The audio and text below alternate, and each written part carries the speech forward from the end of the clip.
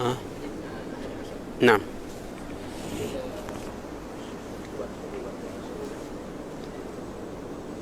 بسم الله الرحمن الرحيم. السلام عليكم ورحمة الله وبركاته. الحمد لله رب العالمين. Nasta'in ala wabarakatuh.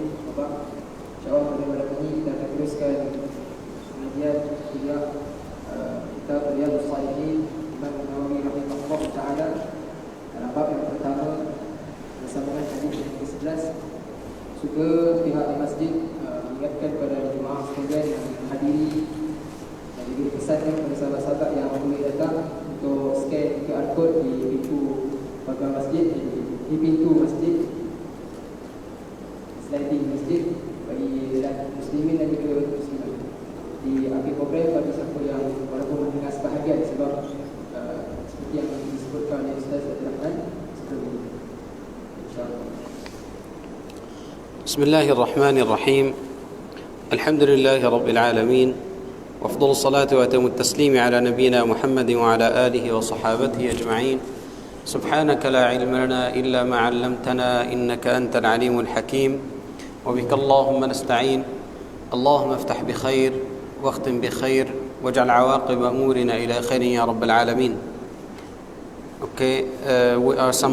Kita akan sambung dengan kitab Riyadhus Shalihin Imam Nawawi, dan ni majlis yang ketiga dan dah sampai hadis nombor 11. Bil asanid as-sahihah al-muttasilati ila Imam Nawawi annahu qala wa an Abi Hurairah radhiyallahu anhu. Sahih? نعم. وعن أبي العباس عبد الله بن عباس بن عبد المطلب رضي الله عنهما عن رسول الله صلى الله عليه وسلم فيما يروي عن ربه تبارك وتعالى قال: إن الله كتب الحسنات والسيئات ثم بين ذلك، فمن هم بحسنة فلم يعملها كتبها الله عنده حسنة كاملة، وإن هم بها فعملها كتبها الله 10 حسنات إلى 700 ضعف إلى أضعاف كثيرة، وإن هم بسيئة فلم يعملها كتبها الله عنده حسنة كاملة، وإن هم بها فعملها كتبها الله سيئة واحدة. قال المصنف رحمه الله تعالى ونفعنا به وبقلوبه بالله يا رب العالمين. Hadis yang ke-11 daripada Abu Abbas Abdullah bin Abbas bin Abdul Muttalib radhiyallahu anhu daripada Rasulullah sallallahu alaihi wasallam dalam apa yang diriwayatkan daripada Tuhannya, yakni hadis kursi. Allah Subhanahu wa taala dapat firman, sesungguhnya Allah mencatatkan semua kebaikan dan semua kejahatan. Kemudian Allah menjelaskan sesiapa yang berniat hendak melakukan kebaikan tetapi tidak dikerjakannya, maka Allah mencatatkan untuknya satu pahala.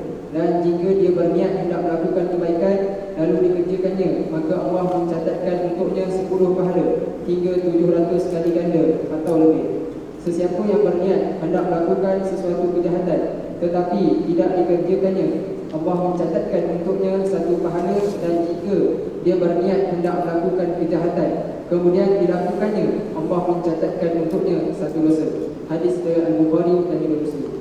Al-Imam Nawawi dia masih sambung sebutkan hadis-hadis yang berkait sama dengan al-ikhlas.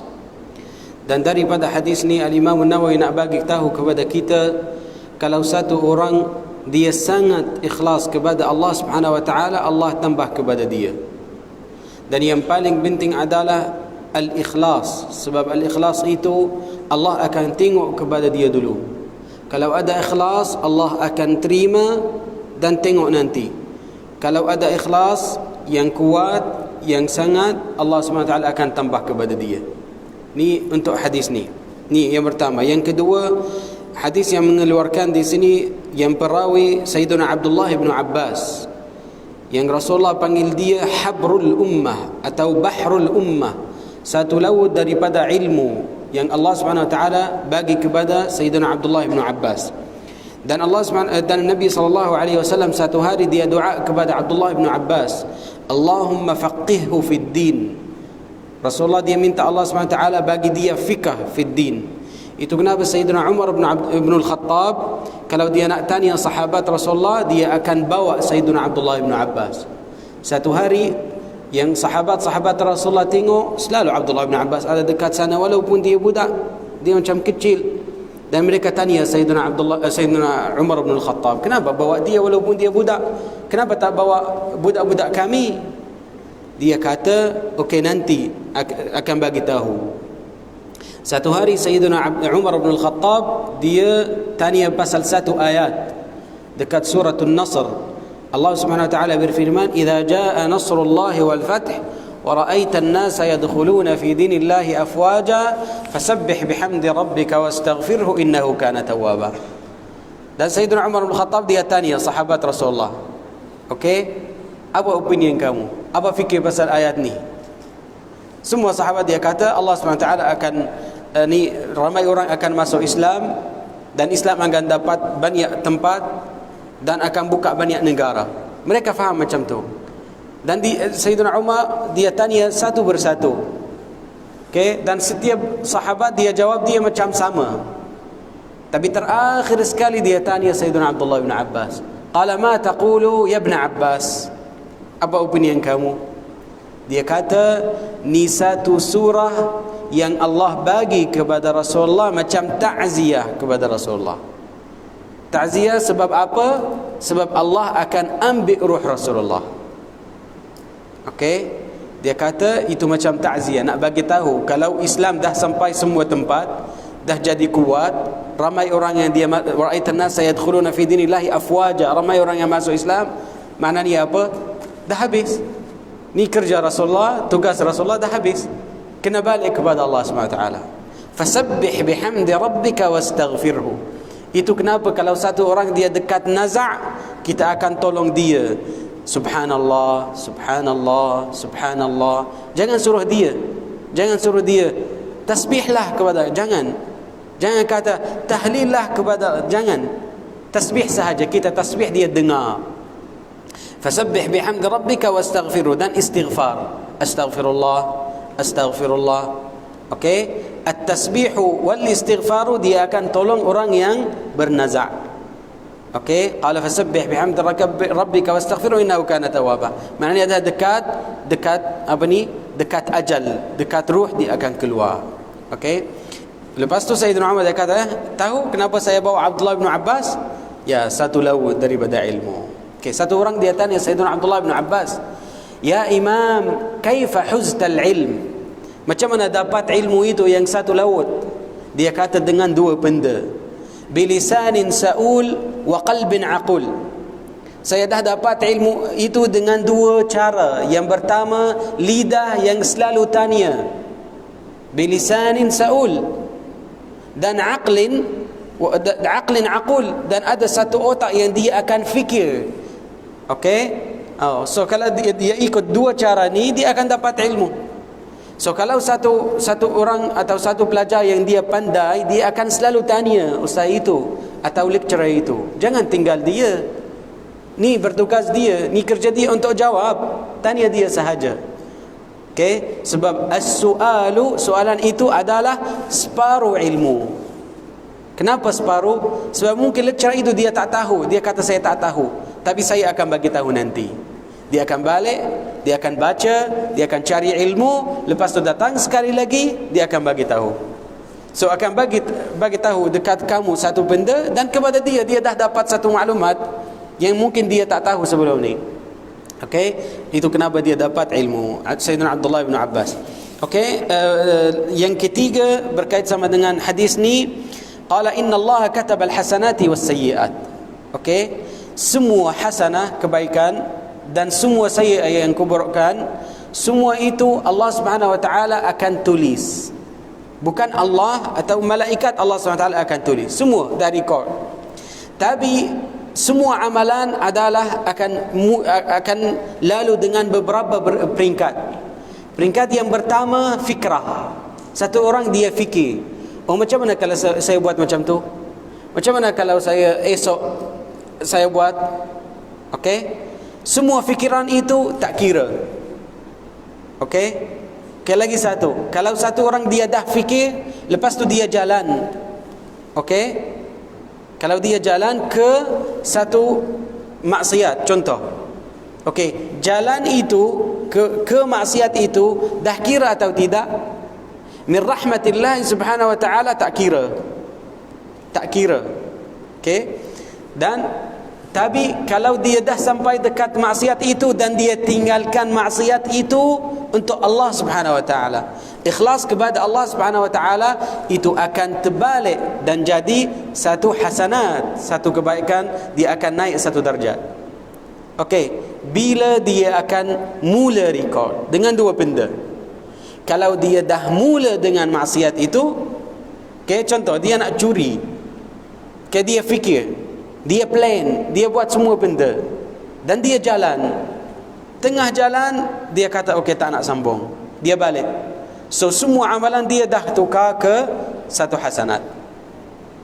Tapi kalau dia dah pecah pintu itu dan dia masuk, mula kira. Kalau dah curi, maknanya dah tulis yang penuh.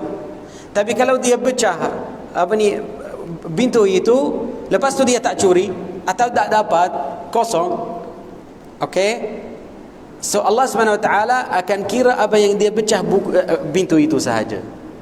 Okey, lagi satu, kalau dia bercakap, esok dia sama dengan kawan, esok dia dah confirm, dah azam, esok hari pukul 9 contoh pagi saya akan pergi ke satu bilik dan saya akan curi benda itu. Semua yang dia bercakap pasal dia dah kira. Okey, apa yang fikir, apa yang berlaku tak kira. Tapi kalau dah bercakap, dia adalah record. Kalau dah buat satu amalan yang buruk untuk dapat satu maksiat, maknanya dah kira. Jelas? Macam tu. Qala faman hamma. Ni perkataan yang penting di sini. Hamma. Al-hammu, apa yang dia fikir, apa yang dia azam. Tapi belum buat lagi, belum bercakap lagi. Okey, falam ya'malha kataba Allah hasanah kamilah. Okey, dan di sini apa dia tulis? Qala katabaha Allahu indahu, dekat dia. Apa maksudnya? Maksudnya Allah akan jaga satu hasanat itu. Walaupun dia satu hasanat, tapi Allah akan jaga. Okey, tapi kalau untuk as-sayyi'ah, qala wa in hamma bi sayyi'atin, na'am, fa in hamma bihasanatin wa in hamma bisayyi'atin falam ya'malha kataballa 'indahu hasanatan kamilah wa in hamma biha fa'amilaha katabaha Allahu sayyi'atan wahidah. Tak ada indahu. Itu yang beza di antara hasanat. Allah, Rasulullah dia tambah, atau boleh kata Allah SWT dia tambah perkataan indahu. Tapi masa untuk satu sayyiat, satu maksiat itu dia tak kata katabaha Allahu indahu, tak kata indahu, perkataan indahu. Okey, ni yang ketiga. Yang keempat, untuk hadis ni, hadis qudsi adalah, al-hadis al-qudsi adalah 3 jenis. Jenis yang pertama, atau boleh kata ada khilaf di antara ulama kita. Mereka kata jenis yang pertama berkataan daripada Allah Subhanahu Wa Taala dan makna daripada Allah Subhanahu Wa Taala. Dua-dua daripada Allah Subhanahu Wa Taala, Rasulullah dia ulang sahaja macam Quran. Ni satu opinion atau satu jenis. Jenis yang kedua, ulama kita mereka kata sebenarnya itu al-makna daripada Allah Subhanahu Wa Taala, tapi perkataan daripada Rasulullah. So maknanya Allah dah wahyu kepada Rasulullah untuk makna sahaja. Okey, ni yang kedua. Dan ni yang paling kuat, ar-rajih. Ar-rajih adalah ni, al-makna min Allah wal lafdhu min an-nabi. Rasulullah yang dia pakai perkataan sendiri. Okey, jenis yang ketiga apa dia? Terbalikkan dia. Okey, perkataan daripada Allah Subhanahu Wa Taala tapi makna maksud Rasulullah sallallahu alaihi wasallam. Okey, tapi yang paling kuat yang kedua, makna daripada Allah Subhanahu Wa Taala tapi Rasulullah yang dia susun perkataan. Naam.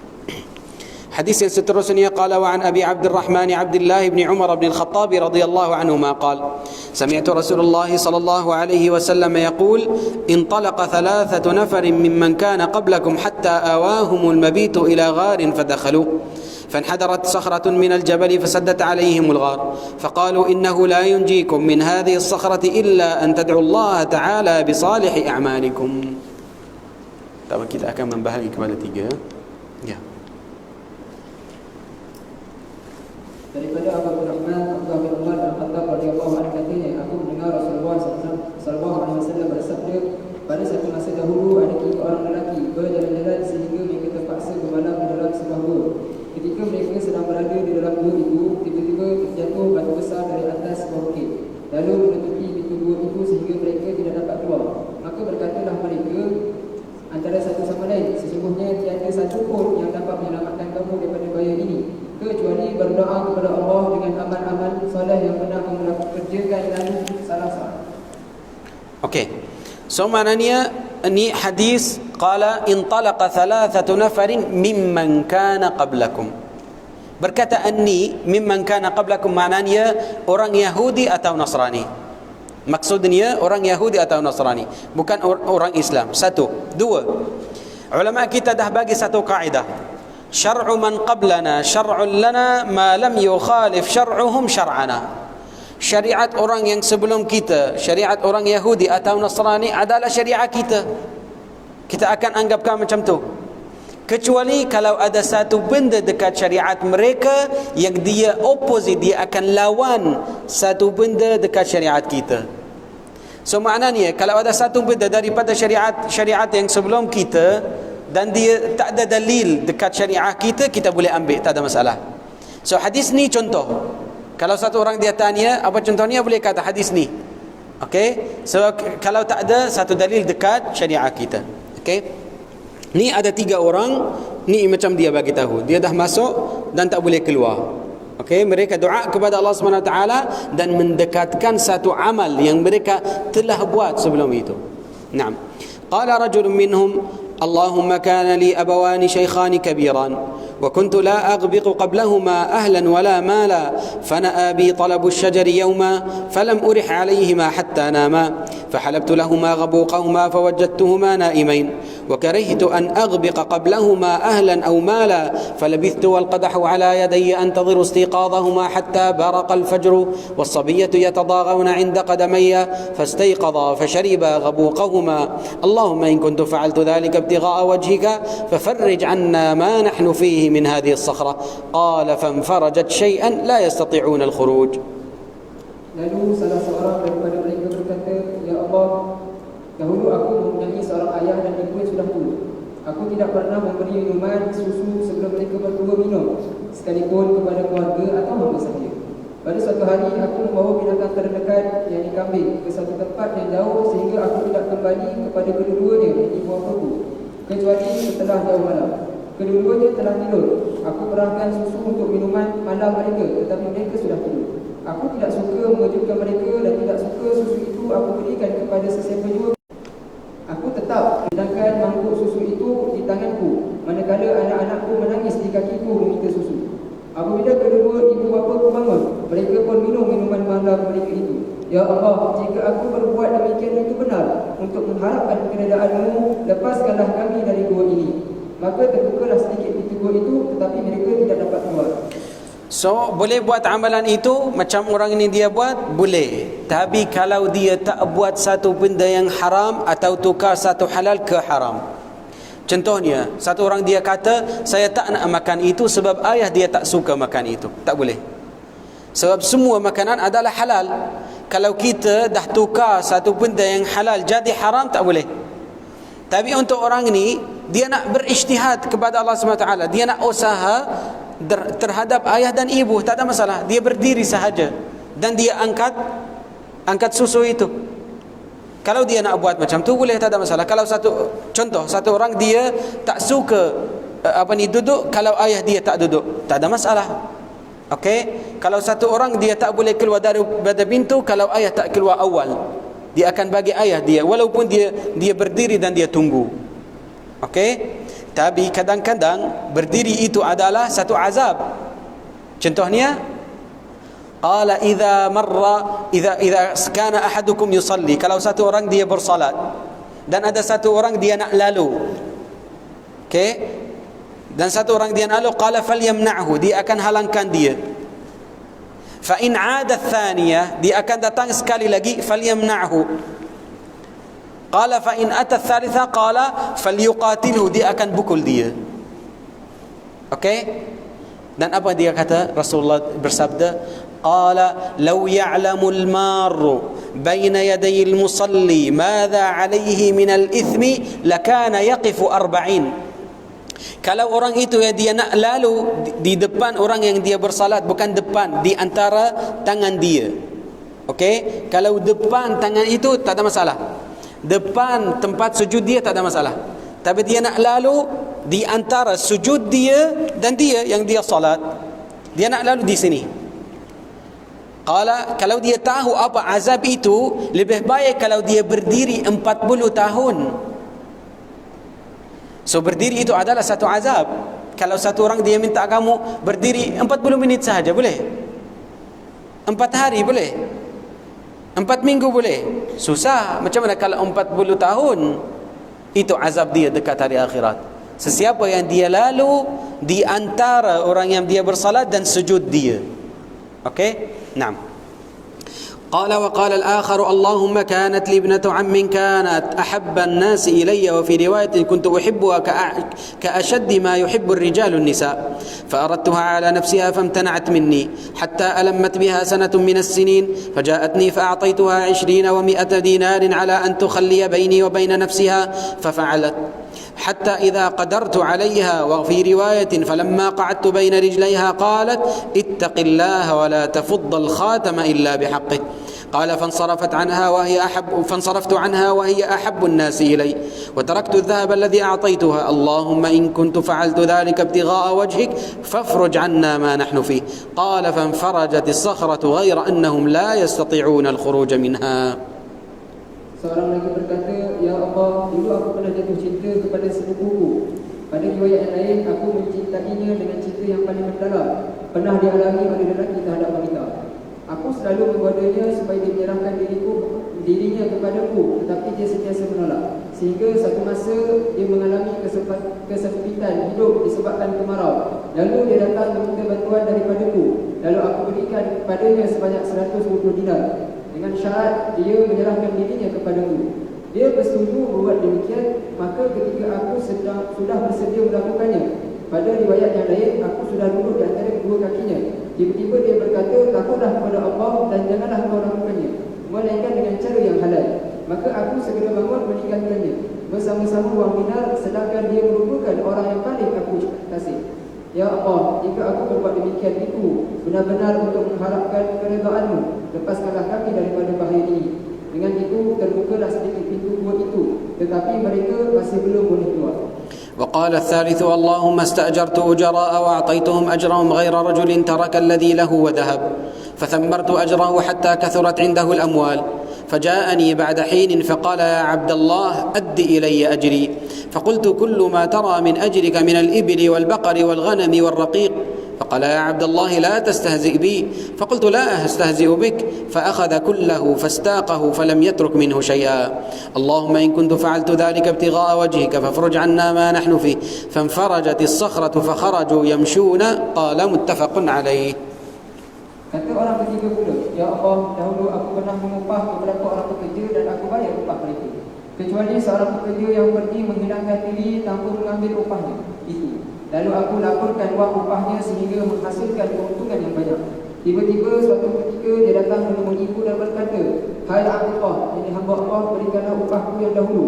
Aku menjawab, semua harta benda yang ada di hadapanmu daripada unta, lembu, kambing, itu adalah daripada upahmu.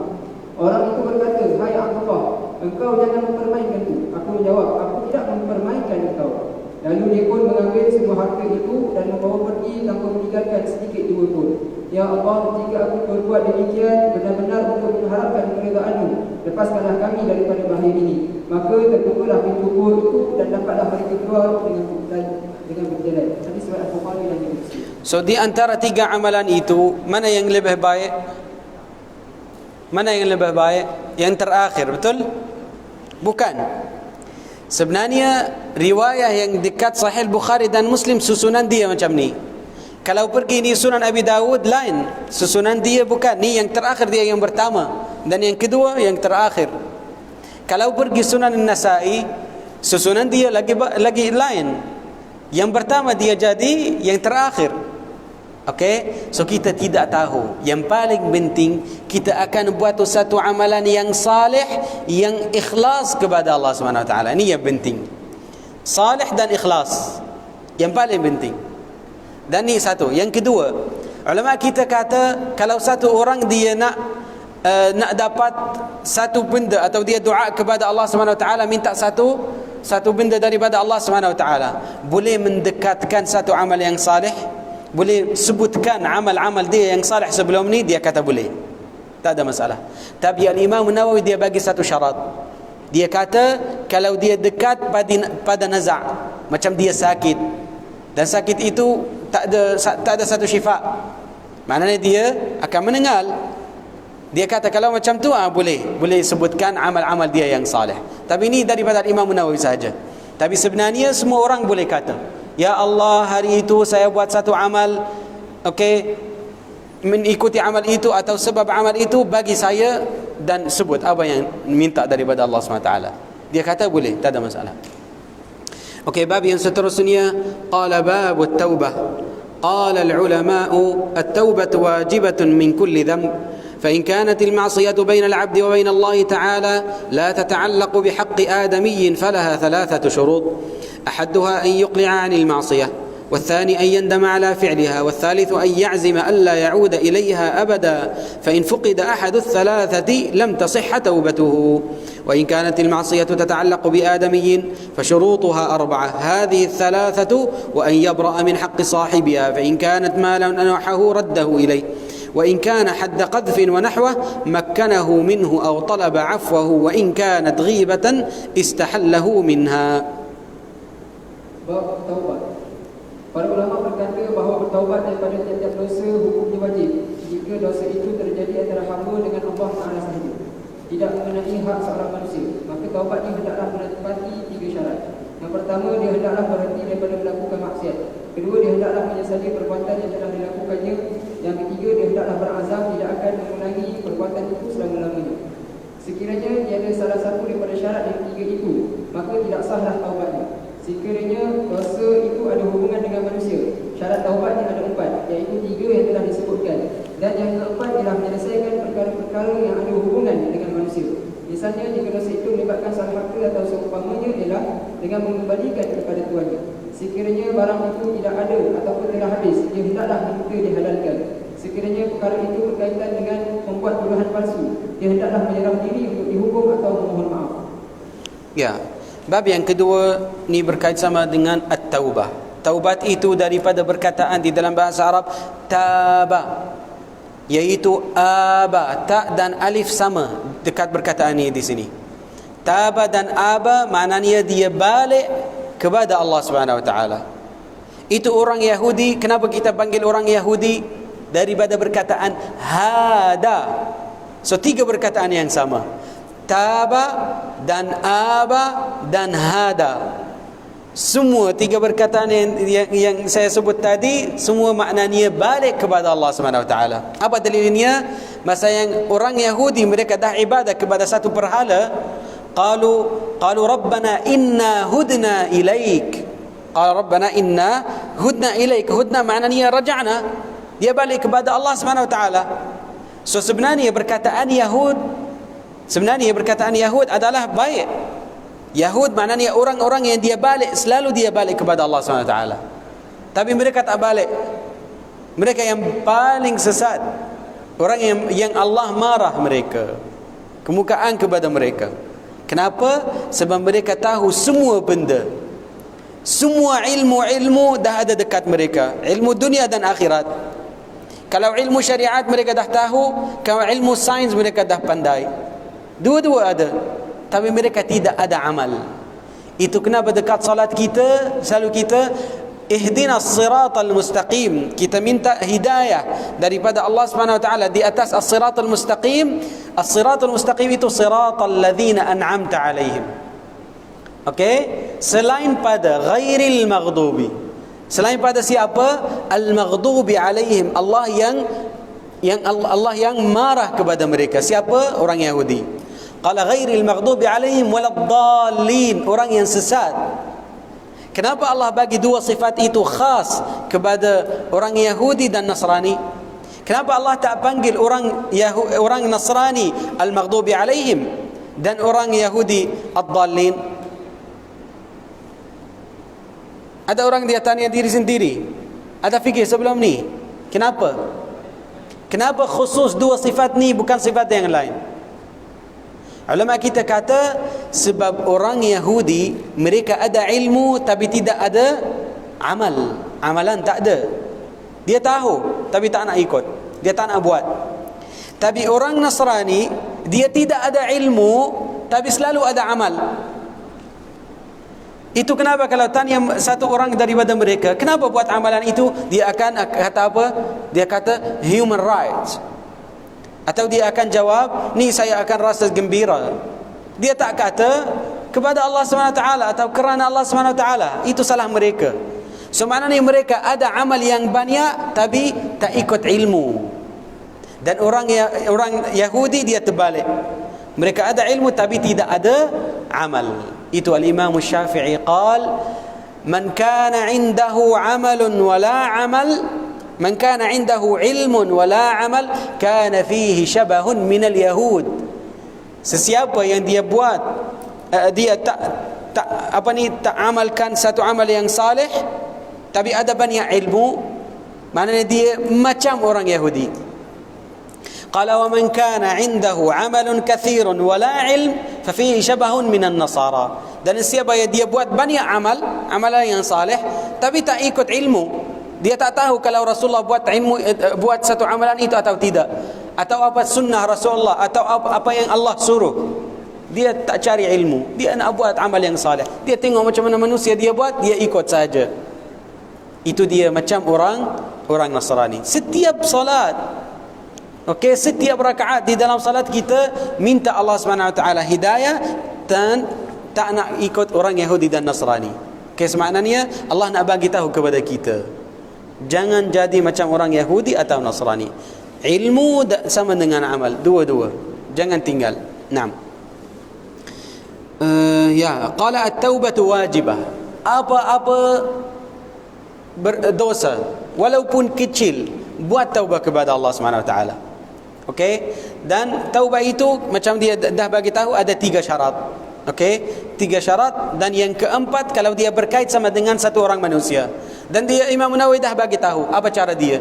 Kalau boleh hantar balik, bagi dia balik, alhamdulillah. Kalau tak ada, tak boleh, hilang atau dah bakai apa semua, boleh tanya halalkan daripada dia. Tapi yang paling teruk, minta maaf, yang paling teruk kalau satu orang yang dia ajar ilmu dan lepas tu dia kata saya tak halalkan ilmu saya. Dia nak potong satu pintu yang Rasulullah buka dia. Dia nak tutup pintu itu. Dia nak halang satu sungai. Tak ada satu benda itu, tak ada. Pergi cari ilmu walaupun dia tak suka, walaupun dia tak nak bagi, ambillah ilmu dia. Walaupun akidah kita lain pada akidah itu, orang itu, atau dia tak suka kita, ni ilmu adalah daripada Allah SWT dan Rasulullah, bukan dia punya. Qala rubba hamili fiqhin ila man huwa afqahu min. Mungkin ada satu orang yang dia bawa ilmu kepada satu orang yang dia lebih faham pada dia, yang lebih pandai pada dia, yang lebih rajin pada dia. Rubba hamili fiqhin ila man afqahu minhu. Rasulullah dia bagi macam tu. So kita bawa ilmu sahaja, dan bagi kepada pelajar-pelajar kita. Naam. قال ويجب أن يتوب من جميع الذنوب فإن تاب من بعضها صحت توبته عند أهل الحق من ذلك الذنب وبقي عليه الباقي وقد تظاهرت دلائل الكتاب والسنة وإجماع الأمة على وجوب التوبة. قال الله تعالى وتوبوا إلى الله جميعا أيها المؤمنون لعلكم تفلحون. وقال تعالى استغفروا ربكم ثم توبوا إليه. وقال تعالى يا أيها الذين آمنوا توبوا إلى الله توبة نصوحا. seseorang itu wajib bertaubat daripada semua dosa yang telah dilakukannya. Jika seorang itu bertaubat daripada sebahagian dosanya saja, taubatnya itu sah berdasarkan pendapat ahli hak, yang ini ahli sunnah, dan tinggalkanlah baki dosa yang belum termasuk di dalam taubatnya. Terangan Al-Quran dan Sunnah serta ijma' dengan jelas menerangkan mengenai wajib bertaubat. Firman Allah Subhanahu wa taala maksud ayat, dan bertaubatlah kamu semua kepada Allah daripada semua dosa kamu, wahai orang yang beriman, supaya kamu mendapat kebahagiaan. Firman Allah Subhanahu wa taala maksudnya, dan hendaklah kamu meminta ampun kepada Tuhanmu, kemudian bertaubatlah kamu kepadanya. Firman Allah Subhanahu wa taala, wahai sekalian orang-orang yang beriman, bertaubatlah kamu semua kepada Allah dengan cara bersungguh-sungguh. Ya, ni satu pelajar dia datang ke ustaz dan dia tanya dia, "Ustaz, selalu saya berdosa. Apa boleh buat?" Dia kata taubat. Buat sekali lagi, dia kata taubat. Dia kali yang ketiga dia kata taubat. Dia kata sampai bila? Dia kata sampai bila? Dia kata sampai kamu kalah dan syaitan akan menang. Tak ada satu cara. Okey, kita lawan dengan syaitan itu. Syaitan itu tak mati daripada Sayyidina Adam sampai sekarang, tak mati. Tak tahu dia akan bila akan mati. Setiap hari dia lawan. Setiap hari dia hantar semua tentera-tentera dia, okey, kepada kita untuk fight kita. Dia kata sampai bila? Dia kata sampai syaitan akan menang. Jangan bagi dia menang. Kamu yang kena menang. Sebenarnya buat taubat sahaja, walaupun dia balik sekali lagi. Okey, dia akan taubat semula. Macam tu. قال وعن أبي هريرة رضي الله عنه قال سمعت رسول الله صلى الله عليه وسلم يقول والله إني لأستغفر الله وأتوب إليه في اليوم أكثر من 70 مرة رواه البخاري. Hadis daripada Abu Hurairah radhiyallahu anhu katanya, aku telah mendengar Rasulullah sallallahu alaihi wasallam bersabda, demi Allah sesungguhnya aku beristighfar kepada Allah dan bertaubat kepadanya dalam sehari lebih daripada 70 kali. Hadis riwayat Al-Bukhari. Kalau satu lecturer dia bagi tahu dekat kamu akan lulus, tak payah belajar banyak, tak payah datang kelas, so kamu nanti akan datang. Tak, dia kata okey dah lulus, ni dah janji saya, lecturer itu dia janji saya akan lulus. So kita macam manusia, tak datang kelas, tak pergi exam, dan dia akan lulus. Tapi ni sama dengan Rasulullah. Allah Subhanahu wa taala dah bagi tahu dia, Allah dah maghfirahkan kepada semua dosa-dosa Rasulullah yang sebelum dan yang selepas, daripada mula-mula sampai terakhir. Dan tempat dia yang paling tinggi dekat syurga, Al-Maqam Al-Mahmud, semua dia akan dapat. Tapi Rasulullah dia masih nak ajar kita macam mana kita muamalat dengan Allah Subhanahu wa taala. Okey? Naam. قال وعن الأغر بن يسار المزني رضي الله عنه قال قال رسول الله صلى الله عليه وسلم يا أيها الناس توبوا إلى الله فإني أتوب إليه في اليوم 100 مرة رواه مسلم. daripada Al-Agharib bin Yasar Al-Muzani radhiyallahu anhu katanya, bersabda Rasulullah sallallahu alaihi wasallam, wahai sekalian manusia, bertaubatlah kepada Allah dan mohon ampunlah kepadanya. Sesungguhnya aku bertaubat dalam sehari 100 kali. Hadis riwayat Muslim. Al-istighfar ni satu bab, satu pintu. Kalau dah buka kepada kamu, kepada satu orang, dia akan selalu rasa gembira dan dia rasa tenang di dalam hati. Dia tak risau langsung walaupun ada banyak masalah, banyak musibah. Kenapa? Sebab al-istighfar itu kelebihan dia adalah Allah terima semua amalan kita, walaupun ada beberapa benda yang tak elok, beberapa benda yang tak ikhlas. Istighfar itu Rasulullah dia bagi tahu, qala man qala sayyid al-istighfari hina yusbihu thumma mat dakhala al-jannah wa man qalahu hina yumsi thumma mat dakhala al-jannah. Sesiapa yang dia sebutkan sayyidul istighfar. Apa ni sayyidul istighfar? La ilaha illa ant khalaqtani wa ana 'abduk wa ana 'ala 'ahdika wa wa'dika mastata'at. Okey?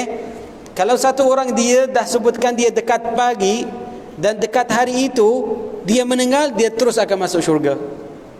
Dan sesiapa dia sebutkan dia dekat malam dan malam itu dia dah meninggal atau dah wafat, dia akan terus masuk syurga.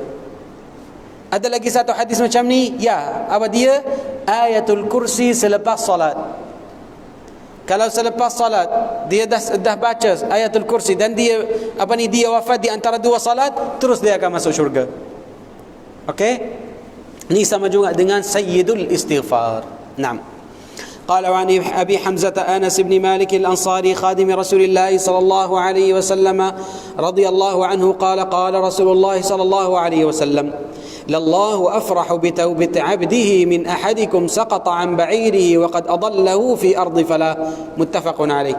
وفي رواية لمسلم الله أشد فرحا بتوبة عبده حين يتوب إليه من أحدكم كان على راحلته بأرض فلا فانفلتت عنه وعليها طعامه وشرابه فأيس منها فأتى شجرة فاضطجع في ظلها قد أيس من راحلته فبينما هو كذلك إذا هو بها قائمة عنده فأخذ بخطامها ثم قال من شدة الفرح اللهم أنت عبدي وأنا ربك أخطأ من شدة الفرح. Maksud hadis daripada Abi Hamzah Anas bin Malik Al-Ansari radhiyallahu anhu, kata Rasulullah sallallahu alaihi wasallam, menerangkan bahawa Rasulullah sallallahu alaihi wasallam bersabda, sesungguhnya Allah lebih gembira menerima taubat seorang hamba-Nya daripada kegembiraan seseorang dengan tidak disangka-sangkanya menemui kembali untanya yang telah hilang. Menurut riwayat Muslim, sesungguhnya Allah lebih gembira menerima taubat hamba-Nya ketika dia bertaubat kepadanya daripada kegembiraan seseorang yang mengendarai binatang tunggangannya. Kemudian binatang tunggangannya itu hilang di padang yang luas, sedangkan di atas binatang itu bekalan makanan dan minumannya, hingga dia rasa berputus asa daripada mendapatkannya kembali. Dalam keadaan itu, tiba-tiba muncul di sisinya binatang tunggangannya yang hilang tadi, dan dengan segera dia memegang talinya seraya berkata dengan penuh gembira, Ya Allah, Engkaulah hamba-Ku dan aku Tuhan-Mu. Dia telah tersalah sebut kerana terlalu gembira. Sebenarnya apa yang hendak disebut ialah Engkaulah Tuhan-Ku dan aku hamba-Mu. Ya, walaupun dia tersalah, tapi Allah terima daripada dia. Sebab kalau satu orang dia macam seronok sangat, dia tak tahu apa dia bercakap. Betul? Ya. So dia macam dia silap apa dia bercakap. Hadis yang ni perawi dekat sini Sayyiduna Anas bin Malik. Anas bin Malik khadimun Nabi sallallahu alaihi wasallam, dia berkhidmat kepada Rasulullah. Walaupun Sayyiduna Anas bin Malik dia adalah cousin Rasulullah. Sebab ibu Rasulullah dia daripada Bani Najjar, dan Sayyiduna Anas bin Malik daripada Bani Najjar. Okey, so maknanya semua makcik-makcik dan pakcik-pakcik sebelah ibu itu adalah cousin. Dan di sini ibu dia, ibu Sayyiduna Anas bin Malik, siapa nama dia? Ibu Sayyiduna Anas bin Malik Ummu Sulaim. Okey, Ummu Sulaim. Ummu Sulaim ni adalah makcik Rasulullah. Makcik Rasulullah sebelah ibu. Masa yang Rasulullah dia baru sampai dekat Madinah, Ummu Sulaim dia bawa Anas bin Malik dan dia pergi dekat Rasulullah. Dia kata, ya Rasulullah, ni inna Anasan rajulun fatin. Ni satu orang, satu budak yang dia pandai. Boleh dia berkhidmat kepada kamu? Rasulullah dia terima dan dia mula berkhidmat kepada Rasulullah. 1 tahun, 2 tahun, 7 tahun. Satu hari ibu dia datang sekali lagi kepada Rasulullah. Dia kata, ya Rasulullah, boleh bagi saya ni Anas satu doa yang khas kepada dia? Dan Rasulullah dia bagi dia satu doa. Qala ya Allahumma atil umurahu wa barik lahu. Allah, ya Allah, panjangkanlah umur dia dan bagi dia berkat. Okey? Sayyiduna Anas bin Malik umur dia berapa? 125 tahun. 1. 2. Dia ada berapa isteri? Dia ada 17 isteri. Ada satu isteri yang dia hidup, lepas tu dia wafat, dan dia kahwin, dia wafat, dia kahwin, lepas tu wafat, atau dia cerai, macam tu. Dan ada berapa anak? Ada 70 anak. 70 anak, lelaki dan perempuan. Sayyiduna Anas bin Malik dia kata, dengan tangan saya ni, saya dah bumikan 40 orang. daripada anak-anak saya, 40 orang. Okey. Dan semua sahabat atau semua ahli Al-Madinah, dekat Al-Madinah, kalau kebun mereka dia akan bagi buah-buahan setiap tahun satu kali, kalau kurma itu. Tapi Sayyidina Anas bin Malik, kebun-kebun dia akan bagi 2 kali setahun. Setiap tahun 2 kali. Satu pokok dia bagi 2 kali, bukan satu. Okey? Sebab apa? Sebab berkat doa Rasulullah kepada dia. Rasulullah dia minta berkat kepada Sayyidina Anas bin Malik. Naam. Akan sambung atau berhenti? Sambung. قال وعن أبي موسى عبد الله بن قيس الأشعري رضي الله عنه عن النبي صلى الله عليه وسلم قال إن الله تعالى يبسط يده بالليل ليتوب مسيء النهار ويبسط يده بالنهار ليتوب مسيء الليل حتى تطلع الشمس من مغربها رواه مسلم. وعن أبي هريرة رضي الله عنه قال قال رسول الله صلى الله عليه وسلم من تاب قبل أن تطلع الشمس من مغربها تاب الله عليه رواه مسلم. Maksud hadis daripada Nabi Musa Abdullah bin Qais al-Ash'ari radhiyallahu anhu daripada Nabi sallallahu alaihi wasallam sabdanya, sesungguhnya Allah Taala meletakkan tangannya ini sebagai kemurahannya menerima taubat pada waktu malam untuk menerima taubat orang yang telah melakukan dosa pada waktu siang, dan membentangkan tangannya yakni kemurahannya untuk menerima taubat pada waktu siang untuk menerima taubat orang yang melakukan dosa pada waktu malam. Keadaan ini berterusan sehinggalah terbitnya matahari dari sebelah barat. Hadis riwayat Muslim. Maksud hadis yang ke-17 daripada Abu Hurairah radhiyallahu anhu katanya bahawa Rasulullah sallallahu alaihi wasallam bersabda, sesiapa yang bertaubat sebelum matahari terbit dari sebelah barat, yakni tanda hari kiamat, maka Allah menerima taubat dan mengampuninya. Hadis riwayat Muslim. Sebelum semua alamat tanda-tanda hari akhirat. Sebab tanda-tanda hari akhirat ada 2 jenis, yang kubra dan as-sughra, yang besar dan yang kecil. Yang kecil itu semua dah ada. Tapi yang al-kubra, yang besar itu, yang pertama apa? Tahrirul Masjidil Aqsa. Dia akan merdekakan Al-Masjidul Aqsa. Dan lepas tu matahari dia akan keluar daripada dia akan terbit daripada barat. Ni satu alamat. Kalau dah nampak dia dekat arah barat, dia dah naik dekat sana, Allah tak terima taubah walaupun dia dah taubah kepada Allah SWT. Okey. Yang kedua, untuk hadis ni kita percaya Allah Subhanahu Wa Taala ada tangan. Dan tangan Allah Subhanahu Wa Taala adalah 2. Dan 2 tangan itu sebelah kanan. Macam mana kita tidak tahu. Okey, macam mana kalau kata ada jari-jari, tak tahu. Sebab Allah tak bagi tahu. Tapi Rasulullah atau Allah SWT dekat Quran atau Rasulullah dekat hadis, dia dah bagi tahu kita ada 2 tangan, 2 sebelah kanan. Tapi macam mana tak tahu, Allahu a'lam. Okey, tapi kena percaya. Okey, hadis yang terakhir, قال وعن أبي عبد الرحمن عبد الله بن عمر بن الخطاب رضي الله عنهما عن النبي صلى الله عليه وسلم قال إن الله عز وجل يقبل توبة العبد ما لم يغرغر رواه الترمذي وقال حديث حسن. Daripada Abu Abdullah, daripada Abu Abdurrahman Abdullah Umar bin Al-Khattab radhiyallahu anhu, daripada Nabi sallallahu alaihi wasallam sabdanya, sesungguhnya Allah Azza wa Jalla menerima taubat seorang hamba-Nya selagi nyawanya belum sampai di kerongkongan. Hadis riwayat Tirmizi, katanya hadis ini hasan. Yani sebelum masa naza'. Kalau dah bernaza' dan dia nak taubat kepada Allah SWT, Allah tak terima taubat dia. Okey, dia sebelum. Lagi satu masalah, bukan yang taubat sahaja. Kalau satu orang dia sebelum mati, dia masa yang dia bernaza' dan dia mula bagi satu orang fakir miskin, bagi dia 1 juta. Ni membina satu masjid. Lepas tu dia mula membahagi harta dia. Terima? Tak. Semua apa yang dia bagi untuk masjid atau bagi untuk, dia akan kumpul balik. Okey, dan kita tak terima. Qala hatta idza balagatil hulqum, sampai ruh dia akan sampai di sini, dia akan mula bagi sedekah fi sabilillah. Qala wa qad kana li fulan. Rasulullah dia bagi tahu, ni bukan hak dia, ni hak waris-waris dia. Okey? So maknanya Rasulullah dia bagi tahu, badiru bil a'mali wa antum sahihun. Yani kena mula amal yang salih masa yang kita sihat. Bukan dia tunggu sampai sebelum mati baru dia akan ingat. Atau dia tunggu sampai dia jadi tua baru pergi masjid? Okey, tak, dia akan buat sekarang. Wa khudh min sihhatika qabla saqamika wa min shababika qabla haramik. Kena buat amalan yang masa yang orang muda, bukan jadi tua. Sebab tua dia orang tua, dia tak kuat, dia lemah, mana dia akan pergi masjid, mana dia akan buat amal yang saleh. Sekarang kita kena buat.